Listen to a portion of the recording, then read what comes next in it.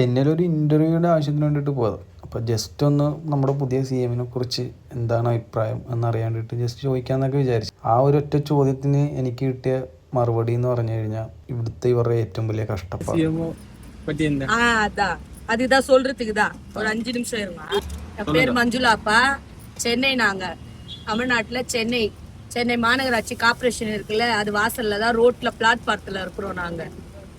எங்களுக்கு வந்து 50 வருஷமா வீடு கேட்டுன்னு இருக்கிறாங்க, 4 தலைமுறையா.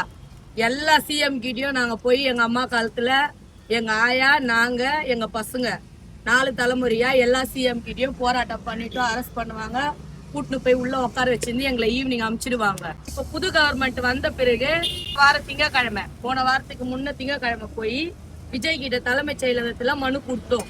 உடனே எங்களுக்கு மெசேஜ் வந்தது. அந்த மெசேஜ் எடுத்துன்னு நாங்க போன வாரம் கலெக்டர் ஆபீஸ் போனோம்.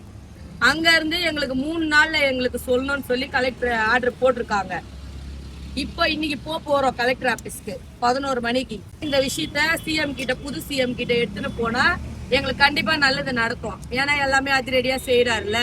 இங்க 58 குடும்பம் இருக்கிறோம், வயசு பசங்க இருக்கிறாங்க, எல்லாமே எங்களுக்கு பொம்பளை பசங்க படிக்கிறாங்க, எல்லாமே டிகிரி முடிச்சுட்டு இருக்கிறாங்க. இங்க சென்னை கார்பரேஷன் இருக்குல்ல, அது எதிரிலேயே ரோட்ல தான் இருக்கிறோம். லாட்ஜில வர்றவங்க பூரா நாங்க நைட்டு பயந்து பசங்களை தூங்க வச்சுட்டு நாங்க முழிச்சுன்னு இருப்போம். குடிச்சிட்டு வருவாங்க, நல்லவனும் வருவான், கெட்டவனும் வருவான். எங்களை பத்தி பிரச்சனை இல்லை, ஆனா எங்க பசங்களுக்காக நாங்க நைட்டு பூரா முழிச்சுன்னு தான் இருப்போம். எங்க பக்கத்துல வந்து நிப்பானுங்க, வெக்கத்தை விட்டு சொல்றோம், இதுதான் உண்மை.